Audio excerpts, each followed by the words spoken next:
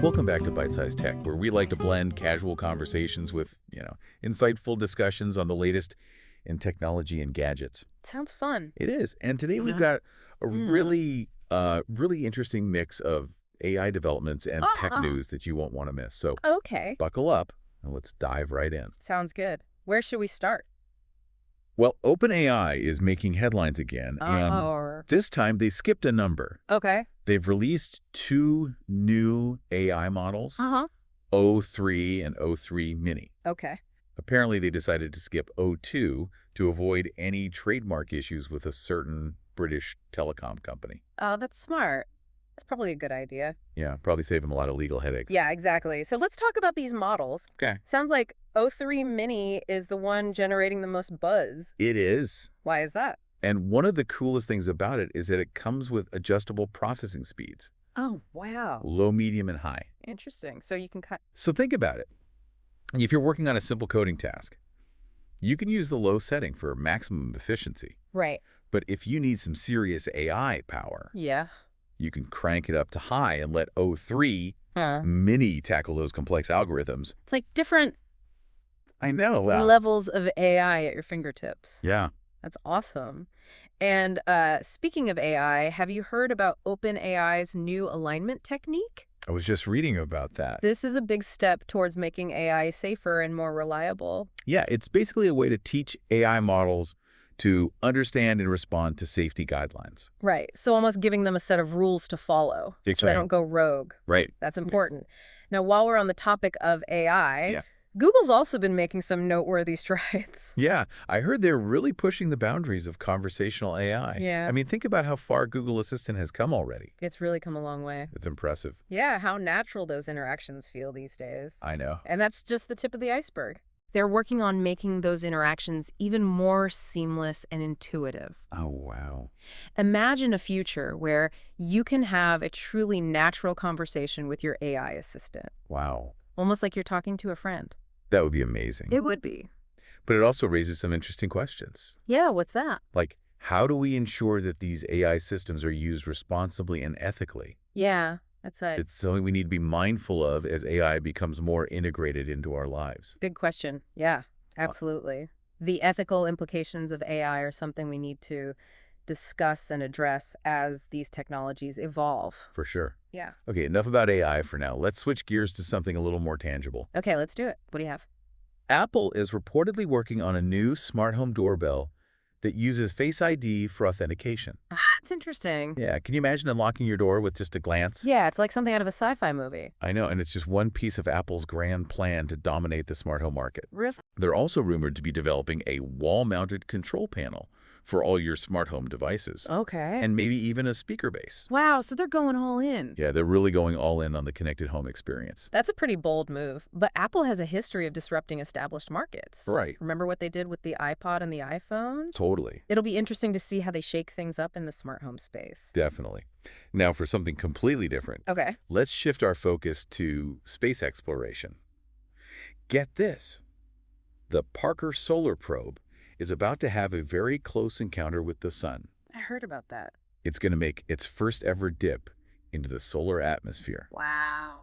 facing temperatures over 2,500 degrees Fahrenheit. That's hotter than almost anything I can think of. I know it's going to be a hot date. Yeah. But on a serious note, the mission's goal is to pinpoint the origin of solar wind, Okay. which has a huge impact on Earth. Right. So it's a risky mission, but the potential scientific payoff is enormous. Understanding solar wind is crucial for protecting our satellites and communication systems from its effects. Absolutely. So it's not just about exploring the sun, it's about understanding how it affects us here on Earth. Right. It all comes back to us. That's fascinating. Yeah, it is. And speaking of fascinating discoveries, let's talk about some groundbreaking medical research. Okay. Scientists have found that the risk of cancer actually decreases after the age of 80. That's surprising. What's the science behind that? It turns out that a specific protein increases as we age. Okay. And this protein makes our cells act like they're iron deficient. Interesting. This affects how our cells regenerate, Okay. slowing down the growth of both healthy and cancerous cells. So almost like a natural brake on cell growth. Exactly. That includes the cancerous cells. And what's even more promising Yeah. is that this process has been observed in human cells, Wow. which opens up potential avenues for future research and treatment. So it's not just theoretical. Right. It's Yeah. actually happening. This could actually lead to something tangible. Exactly. Mhm. It's incredible to think that something we naturally produce as we age could hold the key to fighting cancer. Yeah, that's amazing. It's a reminder that there's still so much we don't know about the human body and the aging process. Absolutely.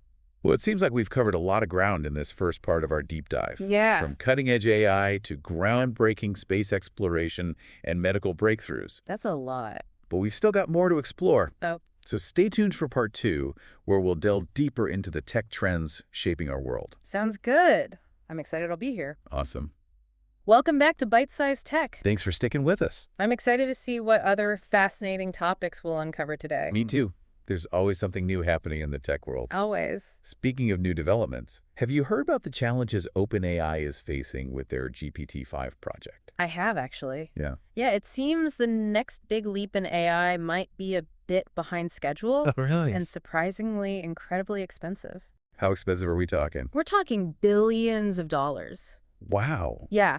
Microsoft, who's a major investor in OpenAI, was hoping to see GPT-5 by mid-2024. Okay.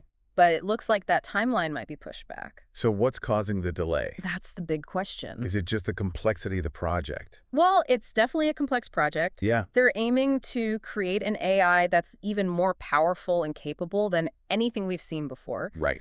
This requires a massive amount of data to train it. Yeah. And it's possible they're running into limitations with the amount of data available. So you can't teach an AI to be super smart without feeding it a ton of information. Exactly. It's like trying to bake a cake without enough flour. Right.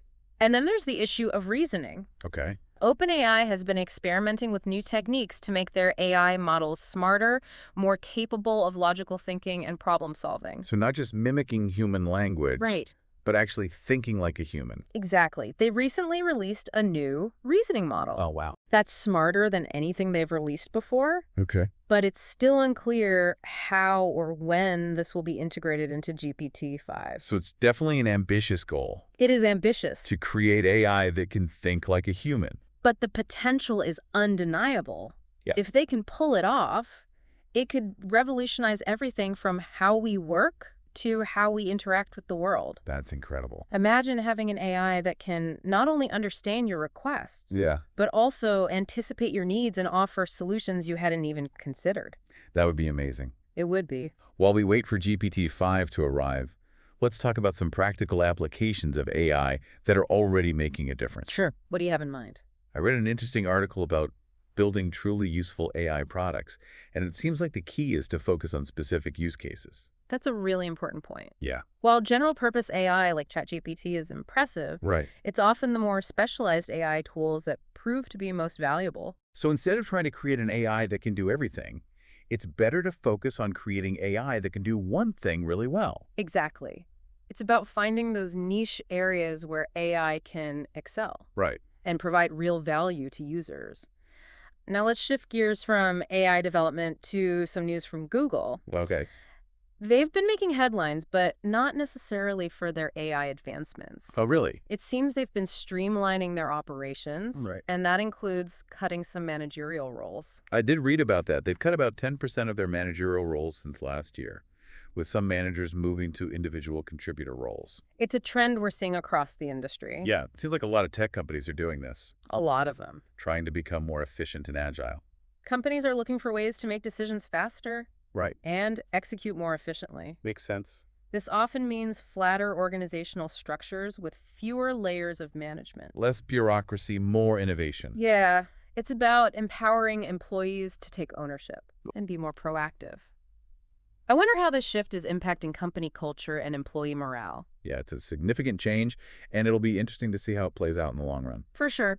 Some argue that flatter structures can foster a more collaborative and innovative environment, I could see that. while others worry about the potential loss of mentorship and guidance that managers traditionally provide.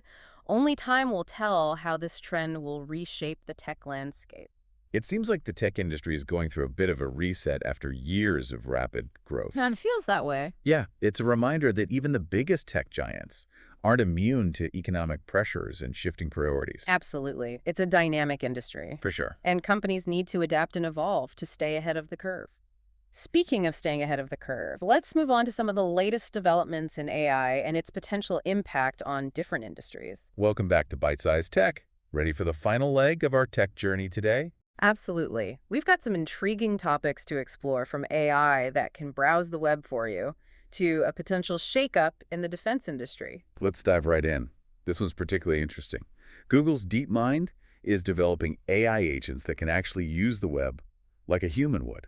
Really? Yeah, they call it Project Mariner. I haven't heard about that. What can they do? Well, these agents can navigate websites, click on links, fill out forms, essentially do all the things we do online. It's fascinating to think about AI interacting with the web in such a sophisticated way.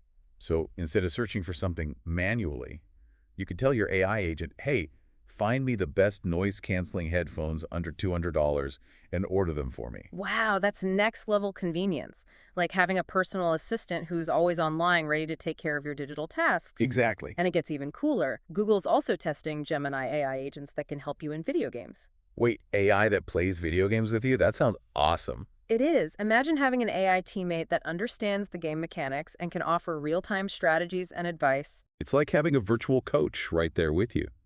That could be a game changer for esports and casual gaming alike. It could revolutionize how we play and learn from video games. But AI isn't just about convenience and entertainment.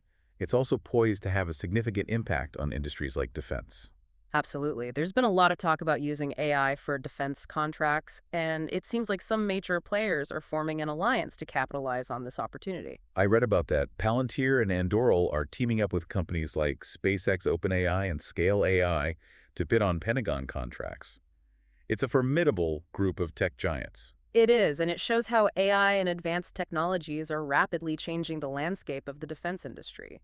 They're aiming to challenge the dominance of traditional defense contractors, and it'll be interesting to see how this plays out. It's like a technological arms race, but with AI at the forefront. Okay, before we wrap up, I wanted to touch on Amazon's drone delivery service. Remember when they first announced this years ago? I do, yeah. It felt like something out of a sci-fi movie. It did, and they've been working on it for quite some time.